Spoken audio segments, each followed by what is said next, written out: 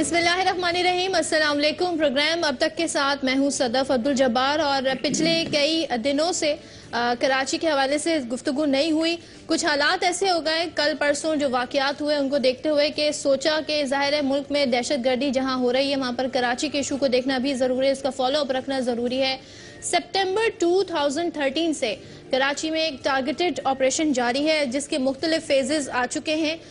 ये वाला जो मौजूदा फेज़ है इसको बड़ा ही सख्त कहा जा रहा था और बड़े इसमें सख्त किस्म के इक़दाम किए जाएंगे, लेकिन कल जो वाक़यात हुए कल से लेकर अब तक 13 अफराद जाँ बहक हो गए हैं और इनमें वो लोग हैं जो मुल्क के मायनाज़ डॉक्टर हैं, टॉप सर्जन हैं, वकील हैं। ऐसे ऐसे लोगों को टारगेट करके यहाँ पर कत्ल किया जा रहा है। बावजूद इसके कि ऑपरेशन जारी है, कई हज़ार लोग मुजरिमान उन्हें कह लें वो गिरफ्तार हुए हैं और बड़ी मॉनिटरिंग भी सारी की जा रही है। फिर सवाल ये उठता है कि ये ऑपरेशन मतलब किस समत में जा रहा है, इसकी कामयाबी का तनासुब क्या है और इतना माह गुजरने के बावजूद, इतने महीने गुजरने के बावजूद भी अगर शहर में अगर एक बटन ऑन होता है और टारगेट किलिंग शुरू हो जाती है तो फिर ये बटन किसके हाथ में है, कौन इसे दबाता है और फिर ये फ़िरका वारियत वाराना किस्म की दहशत गर्दी भी होती है और दीगर तरह की भी। एक डॉक्टर उनको कत्ल किया गया, दूसरे सर्जन हैदर रजा उनको टारगेट करके कत्ल किया गया, उसके बाद वकील कासिम शाह साहब उनको भी कत्ल किया गया जिनका ताल्लुक मुस्लिम लीग नून से भी है। वकार शाह साहब ये मेरे साथ यहाँ पर स्टूडियोज़ में गेस्ट भी मौजूद हैं। मैं निहाल हाशमी साहब इन्होंने ऐड किया, थैंक यू, उन्होंने करेक्शन की। लेकिन इस सारे तनाजुर में मैं उस ऑर्डिनेंस की भी ज़रूर बात करना चाहूँगी जिसको लेकर अपोजिशन जमातें बहुत ज़्यादा तनकीद कर रही हैं। हुकूमत का ये कहना है कि ये ऑर्डिनेंस हम दहशत गर्दों के खिलाफ लेकर आए हैं, उनसे सख्ती से निमटना चाहते हैं। ज़ाहिर है गैर मामूली हालात हैं तो गैर मामूली कवानीन भी आने ही चाहिए, लेकिन अपोजिशन कहती है कि ये जो तहफ़्फ़ुज़ पाकिस्तान ऑर्डिनेंस है ये काला कानून है। कुछ ऐसी चीज़ें, कुछ ऐसे मंदरजात जिनको पॉइंट आउट खास तौर पे किया जा रहा है उन अपोजिशन जमातों की जानिब से, एक तो ये कि शूट एट साइट यानी देखते ही गोली मारने का इख्तियार दे दिया गया है इन कानून नाफिज करने वाले इदारों को। दहशत गर्दी से निमटने के लिए खुसूसी अदालतें हैं, दहशत गर्दी के मुकदमा तेज़ी से निपटाए जाएंगे, लेकिन साथ में ये भी शक का इजहार किया जा रहा है कि फिर इन इदारों से ना अदालतें कुछ पूछ सकेंगी ना ही ये पार्लियामेंट को जवाब दे होंगे, तो फिर इसमें शफाफियत कैसे होगी, ट्रांसपेरेंसी कैसे होगी और इसे मावराए आइन कहा जा रहा है, यानी फंडामेंटल राइट्स जो हैं वो वायलेट होते हैं। और ज़ाहिर पाकिस्तान जो है यूनाइटेड नेशन के इस चार्टर पे सिग्नेटरी भी है, तो पाकिस्तान किस तरीके से इस कवानीन का इतलाक़ कर सकता है। दूसरा ये कह रहे हैं कि आइन के आर्टिकल 10 से मुतसादिम है। ये आर्टिकल हर शहरी को पाकिस्तान के फेयर एंड फ्री ट्रायल का हक देता है और जो अजीब व गरीब बात है वो ये है कि जो शख्स मुल्क का दुश्मन होगा या जिस शख्स से मुल्क को खतरा होगा उसके खिलाफ कार्रवाई होगी। अब सवाल ये होता है कि ये कौन डिसाइड करेगा कि मुल्क का दुश्मन कौन है, किस किस्म का खतरा है, और वो अगर गद्दार डिक्लेयर कर दिया जाता है तो फिर ये उसकी क्या पूछगछ हो सकेगी। सारे प्रोसेस को कोई मॉनिटर करेगा, इसकी शफाफियत को या खुली इख्तियार दे दिया गया है, ठीक है या गलत हुआ है। आज के प्रोग्राम में इस हवाले से गुफ्तगू करेंगे।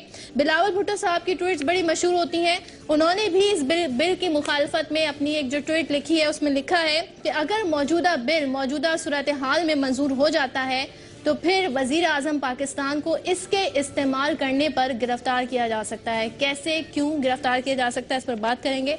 एक ब्रेक लेते हैं, ब्रेक के बाद हमारे साथ जो गेस्ट हैं उनसे इस हवाले से गुफ्तगू करेंगे।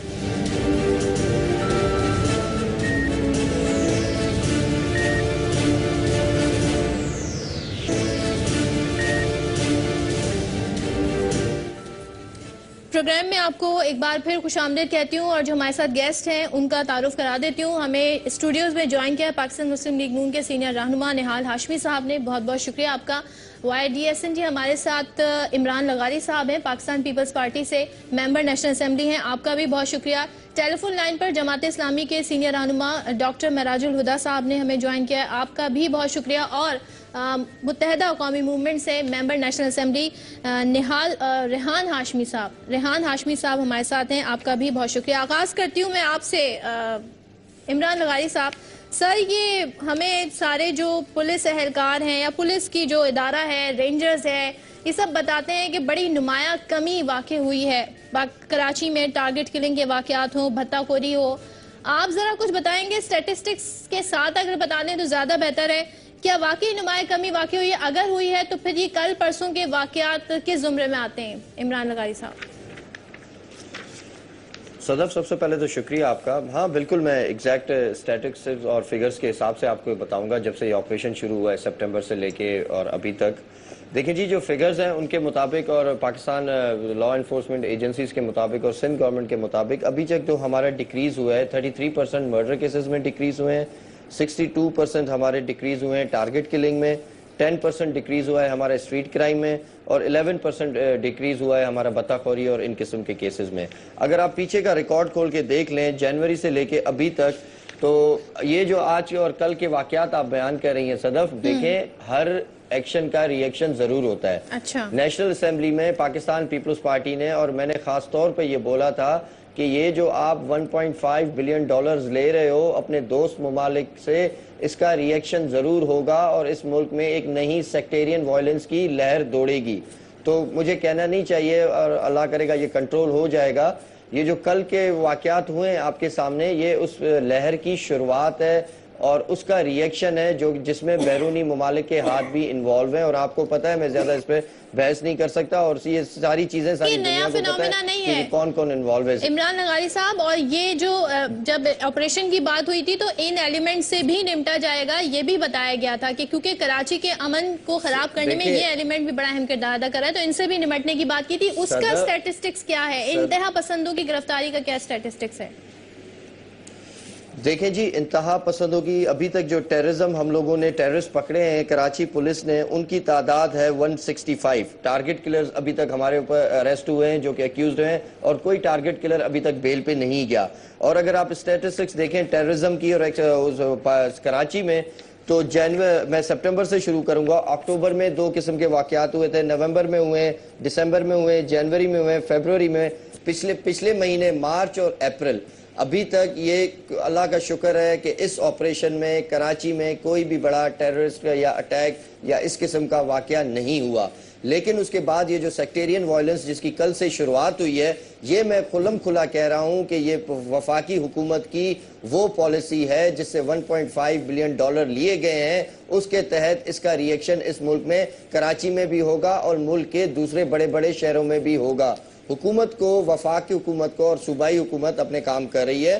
وفاقی حکومت کو اس کے اوپر زیادہ سنجیدگی سے دیکھنا چاہیے اور غور کرنا چاہیے, کیونکہ اس قسم کے ری ایکشنز ابھی بلوچستان میں بھی ہوں گے, کراچی میں بھی ہوئے, اور اللہ نہ کرے ہو سکتا ہے کہ لاہور میں بھی ہوں گے. 8 دن کی بات ہے عمران لغاری صاحب, تو آپ کو پتہ ہی, اس شہر میں ڈاکٹرز کا اور شیعہ کمیونٹی سے ریلیٹڈ جو تعلیم یافتہ لوگ ہیں یا کسی اچھی پوسٹ پہ, ان لوگوں کے ہم ٹارگٹ ہوتے ہوئے دیکھ رہے ہیں, مدرسوں پہ ہم دیکھ رہے ہیں, وہاں کے طلباء پہ حملے ہو رہے ہیں. تو یہ کوئی نئی بات نہیں ہے. آپ ویسے 1.5 بلین والا فنومنا تو ابھی آیا نا. وہی تو میں بات کر رہا ہوں. دیکھیں میں وہی بات کر رہا ہوں کہ کل والا واقعہ, میں دوبارہ کہہ رہا ہوں, کل والا واقعہ 1.5 بلین ڈالرز جو ملے ہیں اس کی پاکستان کی فیڈرل حکومت کی پالیسی کا, یہ اس کا ری ایکشن ہے.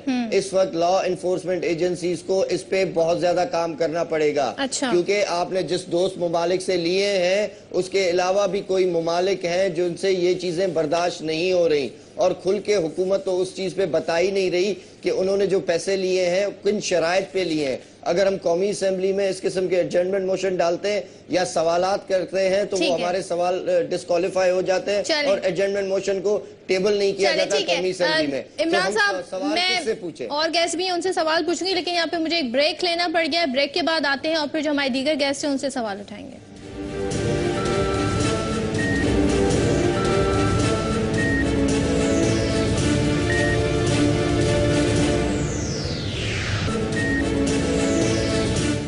پروگرام میں خوش آمدید کہتی ہوں, اور میرے ساتھ کافی دیر سے موجود ہیں ڈاکٹر مراج الہدا صاحب اور ریحان ہاشمی صاحب. ڈاکٹر صاحب آپ کی جانب آتی ہوں. سر, اتفاق کرتے ہیں جو فگرز کوٹ کر رہے ہیں, جو اسٹیٹسٹک سے بات کر رہے ہیں عمران لغاری صاحب, کیا واقعی کراچی میں نمایاں کمی آئی ہے؟ یہ آپریشن پھر ٹھیک ہے؟ کیونکہ آپ لوگ کافی تنقید کرتے رہے ہیں.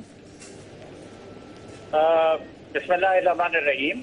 صدف میں یہ بات کہنا چاہوں گا کہ کراچی کے اندر اس وقت جس طریقے سے ڈاکٹروں کا قتل ہو رہا ہے اور ایک نئے انداز میں ایک مرتبہ پھر کسی فرقہ واریت کو فروغ دینے کی کوشش کی جا رہی ہے, اور جب کراچی کے عوام لاشیں اپنے کاندھے پر اٹھا رہے ہیں، مجھے بڑا دکھ اور افسوس ہوتا ہے کہ عوام کے ساتھ کھڑے ہونے کے بجائے ہماری صوبائی حکومت آج وفاق اور صوبے کا جھگڑا اس کو بنا رہی ہے۔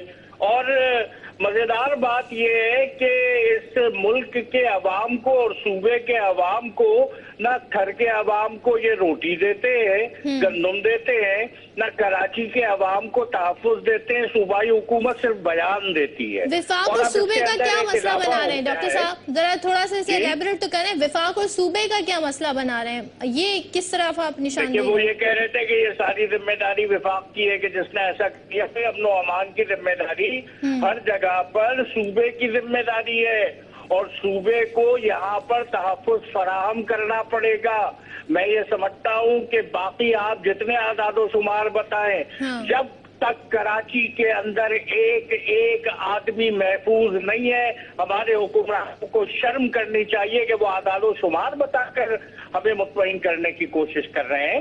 میں یہ سمجھتا ہوں کہ جس طریقے سے سرجن رضا کو شہید کیا گیا ہے، کون سرجن رضا؟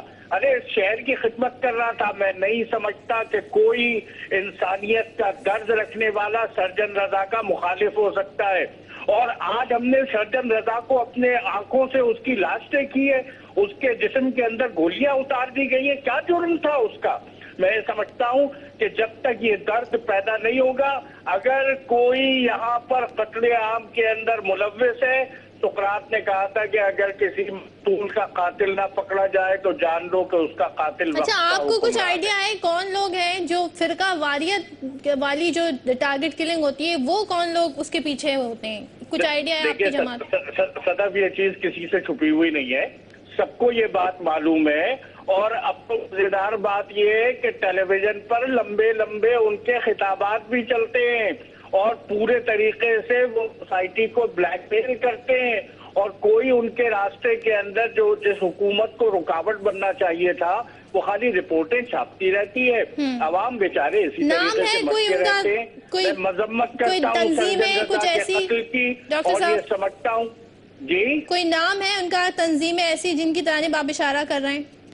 دیکھیے نام سب کو پتا ہے اور اس کے اندر مجھ سے کوئی نام لینے کی ضرورت نہیں ہے، بلکہ اب تو ہمارے اخبارات میں ایک اور مزیدار چیز ہم پڑھتے ہیں، کالعدم تنظیموں کی جانب سے یہ ہو گیا۔ بھائی کالعدم ہے تو اس کے بعد یہ کیسے ہو گیا اور کس کی ذمہ داری ہے کہ کالعدم تنظیموں کو پابند کرے، ان کے لوگوں کو؟ تو کالعدم تنظیموں سے ہم مذاکرات بھی تو کر رہے ہیں نا، ایک جانب ہماری تو تضاد ہی ہماری ریاست اس کی جانب سے یہ نظر آ رہا ہے کہ ایک جانب آپ ان کو کنڈیم کریں اور آپ ہی کی پارٹی ایک جانب ان کے مذاکرات کو ایڈوکیٹ کرتی ہے، یہ کیا معاملہ ہے؟ میرا خیال ہے کہ آپ کسی ایک جگہ کی دلیل کو کسی دوسری جگہ پر استعمال نہ کریں اور اس کے نتیجے میں پیچیدگی پیدا ہوگی۔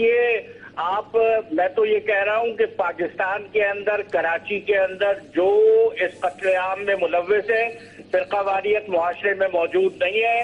میں ڈاکٹر معراج الہدیٰ سرجن رضا کے ساتھ کھڑا ہوا ہوں۔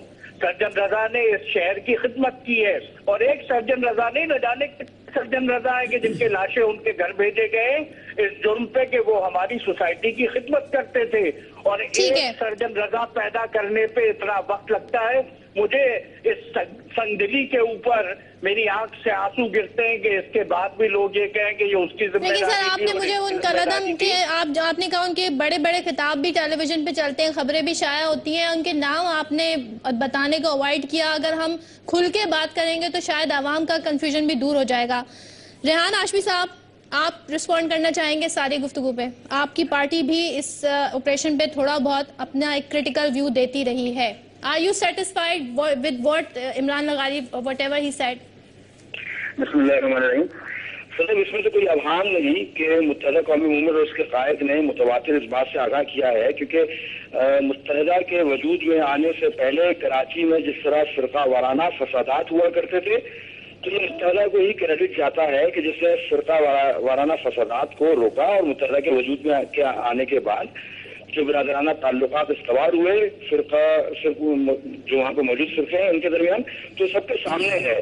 پھر یہ بات بھی سامنے ہے کہ میں تو سمجھتا ہوں کہ فرقہ واریت کو فروغ دینے والے وہی عناصر ہیں کہ جنہوں نے سرد جنگ کے دوران جہاد کے نام پر فرقہ واریت کو فروغ دیا اور اس خاردار پودے کو مغربی امداد سے آبیاری کی اس کی، اور آج یہ فرقہ واریت کا پودا تناور خاردار درخت بن چکا ہے جو کہ پورے پاکستانیوں کو تار تار کر رہا ہے، لہو لہان کر رہا ہے۔ اس کے پیچھے وہی عناصر، وہی قوتیں ہیں کہ جو کہ دہشت گردوں کے ہم نوائی میں ان کے الفاظ، ان کے منہ میں تبتے ان کے الفاظ ان کے سپورٹ میں بولے جا رہے ہوتے ہیں۔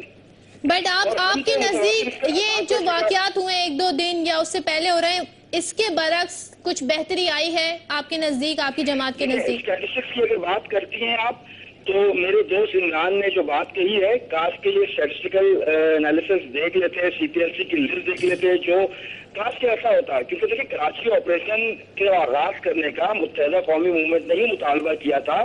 گینگ وار کے دہشت گرد ہو گئے اور دیگر جو دہشت گرد ہو گئے جو کراچی میں پنپ رہے تھے، اور ہمارے مستقل ریکویسٹ کے باوجود بھی ہمارے دوستوں نے، پیپلز پارٹی کی گورنمنٹ نے 7-8 سال قبل بھی الطاف حسین بھائی نے جب اس کو انڈیکیٹ کیا تھا کہ یہاں پر ایکسٹریمسٹ ایلیمنٹ پریویل کر رہے ہیں، اس وقت ایکشن نہیں لیا گیا، اور آج یہ وقت آ گیا ہے کہ ایڈمٹ کرتے ہیں اور آپ کے کنٹرول میں نہیں ہے، اور کاش کہ آپ لوگ کر چکے ہوتے، سنوائی ہوتی۔ یہی بات الطاف حسین بھائی نے جب یہ کہی کہ جناب ایک پیش پر موجود نہیں ہے۔ آپ نے اپنے قائد کا ذکر کیا اور آئی گیس کہ ان کی کوئی اسٹیٹمنٹ آئے، اس جانب ہم جائیں گے، بریک لیں گے، بریک کے بعد نہال صاحب پھر آپ کی طرف آؤں گی، آپ کافی دیر سے بیٹھ کے آنا ہے، بریک لیتے ہیں، بریک کے بعد واپس آتے ہیں۔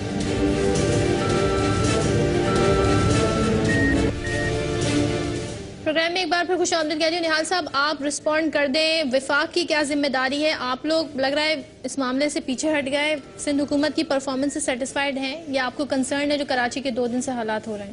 جی بسم اللہ الرحمن الرحیم۔ سب سے پہلے تو میں آپ سے کہنا چاہتا ہوں کہ آج میرے لیے بڑے دکھ کا دن ہے، میرے لیے بڑی تکلیف کا دن ہے، میں بڑا رنجیدہ ہوں۔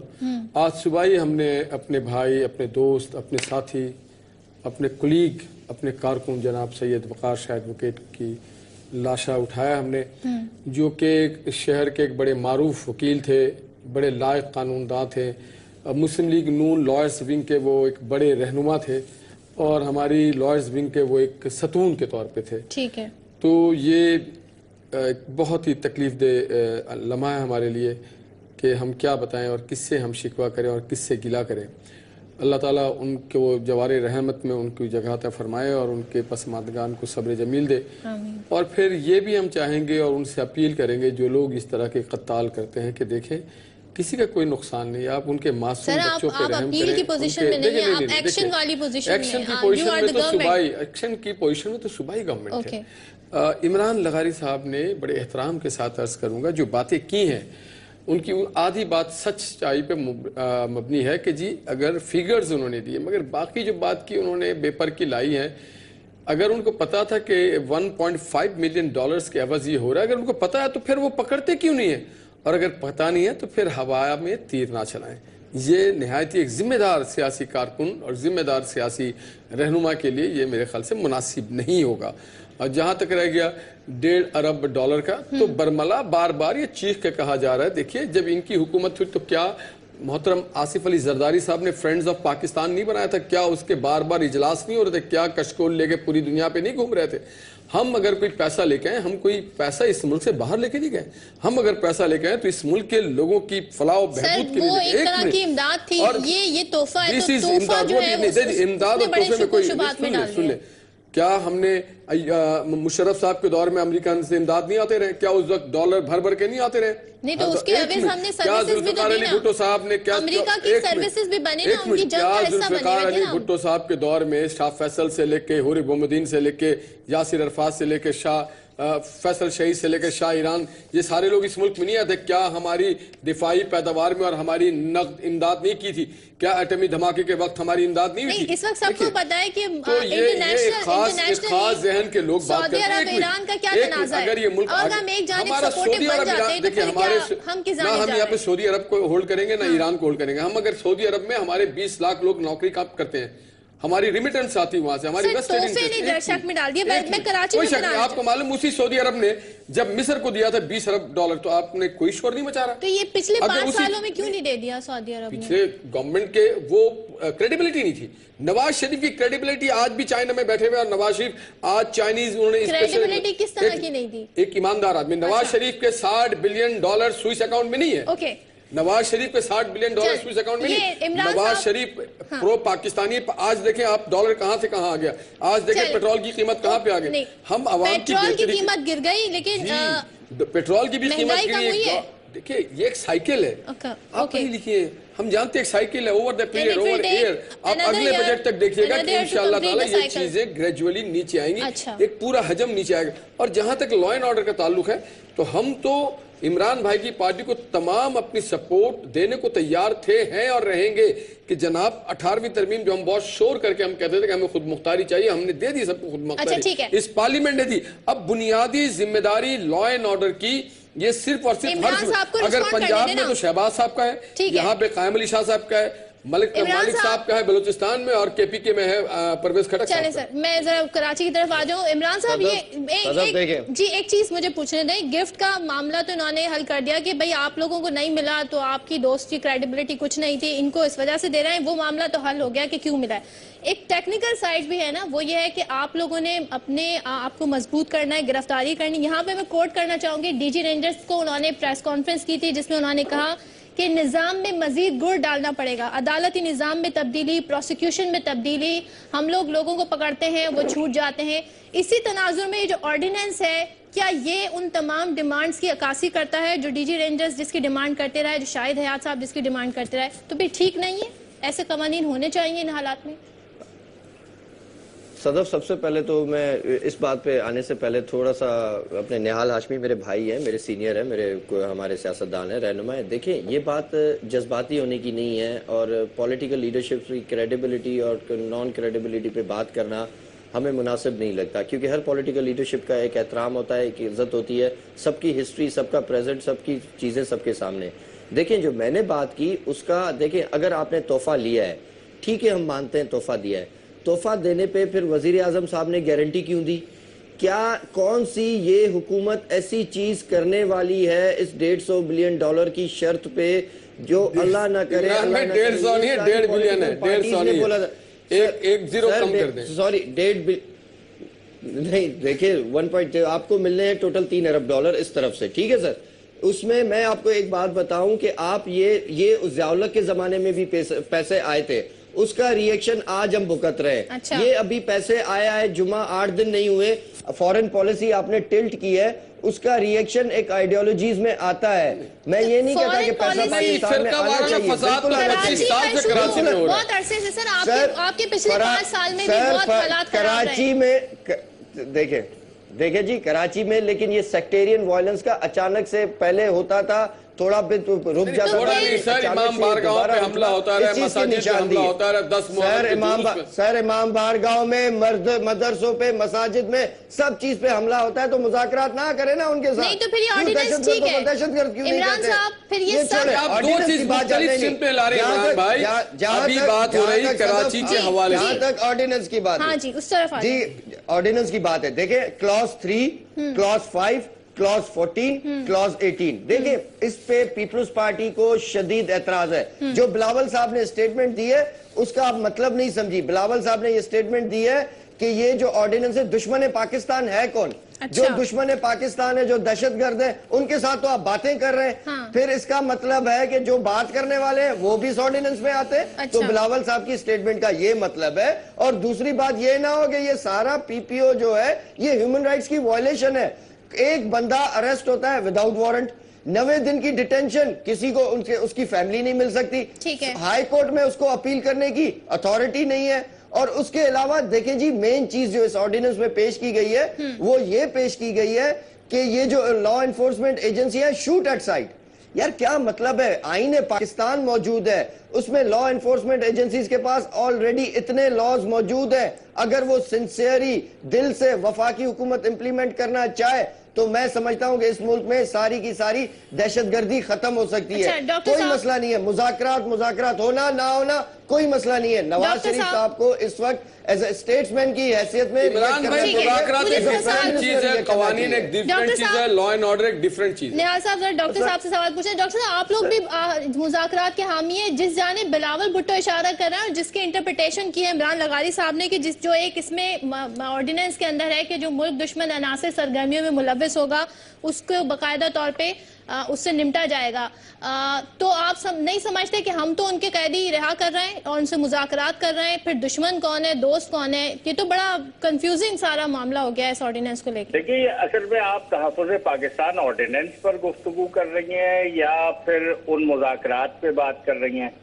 تو تحفظ پاکستان آرڈیننس متاثرہ علاقوں میں ہوگا, متاثرہ علاقوں میں جہاں یہ دہشت گرد موجود ہیں وہ بھی شامل ہوتے ہیں, اسی حوالے سے بات کر رہی ہوں میں. جی لیکن پہلے تحفظ پاکستان آرڈیننس پہ بات کر لیں اور اس کے بعد متاثرہ علاقہ کون سا نہیں ہے اور متاثرہ علاقہ کون سا ہے, خود یہ ایک الگ گفتگو ہے. اچھا, میں یہ کہنا چاہوں گا کہ تحفظ پاکستان آرڈیننس جس حد تک سامنے آیا ہے تو اس کے اندر واضح طور پر میں اس بات کی توثیق کروں گا کہ جو ابھی عمران لغاری صاحب بات کہہ رہے تھے, یہ حقوق انسانی کی خلاف ورزی ہے, یہ فنڈامنٹل رائٹس کی خلاف ورزی ہے, اور اس کے ذریعے پاکستان کے اندر لا انفورسنگ ایجنسیز کو وہ اختیارات دیے جا رہے ہیں کہ جو ہندوستان کے اندر کسی ٹاڈا قانون کے نتیجے میں مل گئے تھے. نہال ہاشمی صاحب موجود ہیں, میں ان سے یہ بات کہوں گا کہ قوانین کے ذریعے آج تک دنیا میں امن قائم نہیں کیا جا سکا.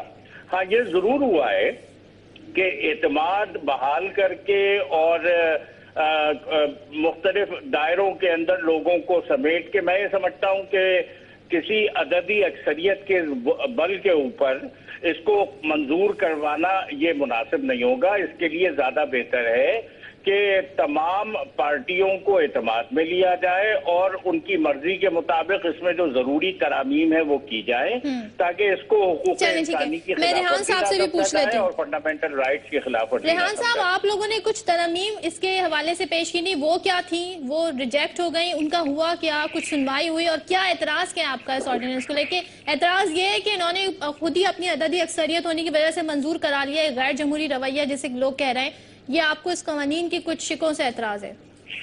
دیکھیں, متحدہ قومی موومنٹ نے تو اس میں ترامیم کرنے کے حوالے سے اپنی تجاویز دی تھی, مگر نیشنل اسمبلی میں اس کو بلڈوز کیا گیا, سنوائی نہیں ہوئی, نہ اس پہ کان دھرا گیا, اور متحدہ کے قائد نے بھی اس قانون کو, تحفظ پاکستان بل کو ایک کالا قانون قرار دیا ہے. اور ہم نے تو ایک کیٹیگوری کی سٹانس لے لیا ہے, جس حد تک ہم جا سکیں گے جمہوری انداز میں احتجاج ریکارڈ کرا سکیں گے, جو بھی عملی طور پہ کر سکیں گے اس قانون کے خلاف جو کہ انسانیت سوز قانون ہے, اس کے خلاف جو بھی کر سکتے ہوں گے ہم قابل سے کریں گے. اس میں ڈیٹینشن کی بات کر رہے ہیں, 90 دن کی ڈیٹینشن. نہال ہاشمی بھائی یہاں پر بیٹھے ہوئے ہیں, یہ خود وکیل ہیں, ان سے پوچھیں کیا یہ کھلی پامالی نہیں ہے انسانی حقوق کی؟ شوٹ ایٹ سائٹ, آپ مطلب کون سا اختیار دینا چاہتے ہیں جس کی جب مرضی آئے گی؟ شروع میں تو یہ لگ رہا تھا کہ شاید آپ, کیونکہ اس کا نام ہے تحفظ پاکستان آرڈیننس, اس کا مقصد تو یہ ہوا کہ پاکستانی ریاست کے خلاف جو لوگ نبرد آزما ہیں, جو کہ فوجی تنصیبات پہ حملے کر رہے ہیں, جو کہ پاکستانیوں کے دشمن ہیں, جو پاکستان کے آئین کے دشمن ہیں, ان کے خلاف یہ قانون تھا. مگر ایسا بھی نہیں ہوا, اور باوجود اس کے 250 ڈیز اس کی امپلیمنٹیشن ٹائم تھی. اگر آپ اس کا انالائز کرنا چاہتے ہیں تو 240 دنوں کے تقریباً, ان دنوں میں وہ کون سے ایسے لوگ تھے کہ جن کو اس قانون کے تحت اریسٹ کیا گیا, ان کا استحصال کیا گیا, پامال کیا گیا, وہ کون تھے؟ تو صرف MKM کے کارکنان سے, جو کہ بہت سارے لاپتہ ہے تاحال. تو یعنی کہ اس کا مطلب یہ ہوا کہ پولیٹیکل وکٹمائزیشن کے لیے استعمال کیا جائے گا, پسند ناپسند اور اپنے مرضی.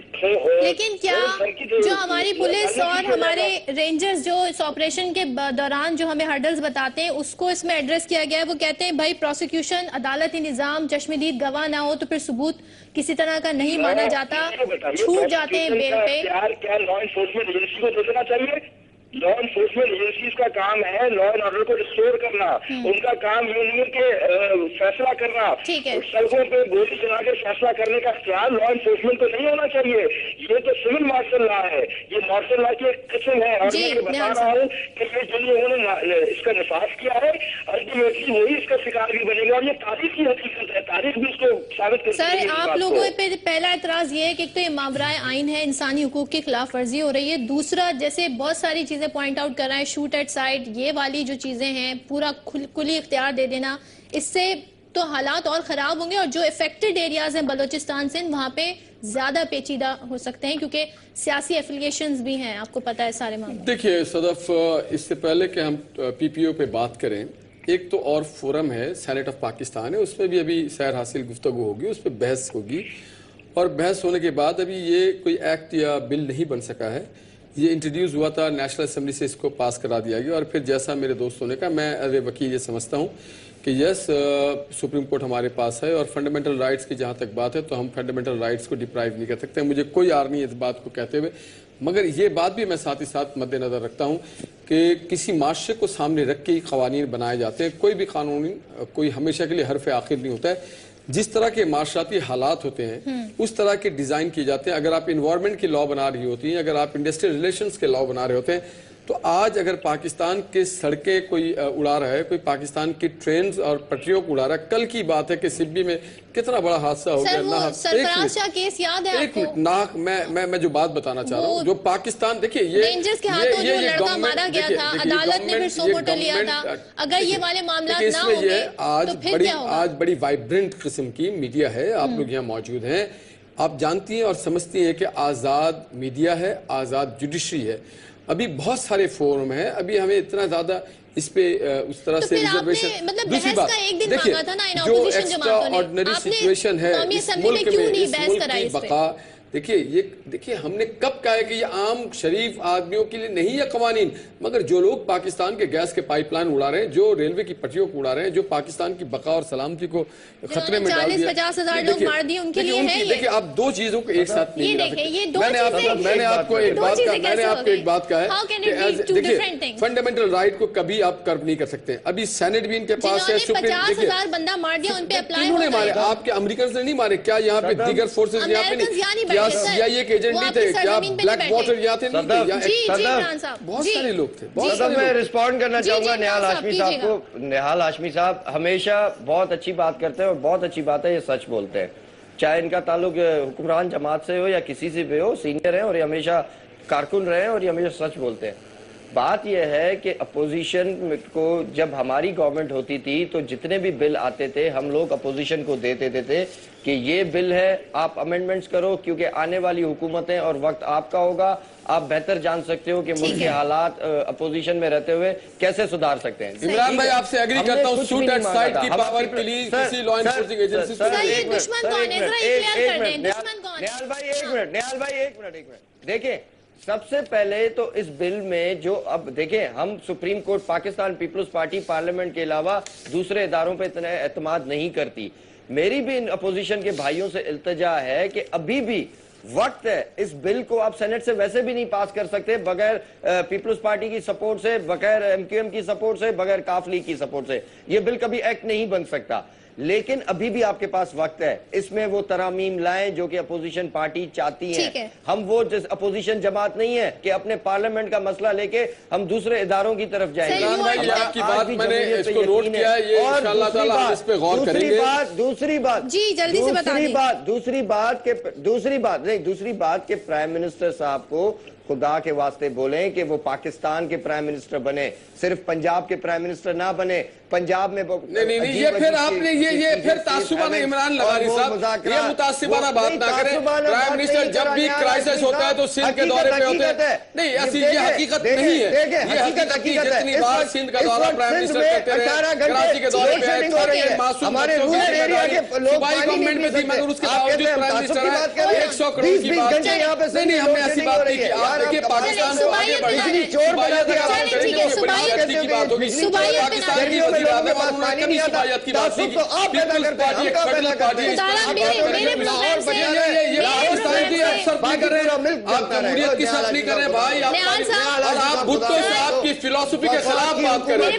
भुट्टो साहब और बेनजीर मोहतरमा ने पाकिस्तान की बात की, पंजाब की, सिंध की बात नहीं की, बलोचियों की बात बहुत बहुत शुक्रिया आप सबका, बहुत बहुत बहुत शुक्रिया इमरान साहब, निहाल साहब, रेहान साहब, डॉक्टर साहब, डॉक्टर मिराज हुदा साहब, आपका बहुत शुक्रिया प्रोग्राम देखने का, शुक्रिया, फीडबैक दीजिएगा और इस हवाले से हम मजीद भी आने वाले दिनों में बात करते रहेंगे। अल्लाह हाफ़िज़।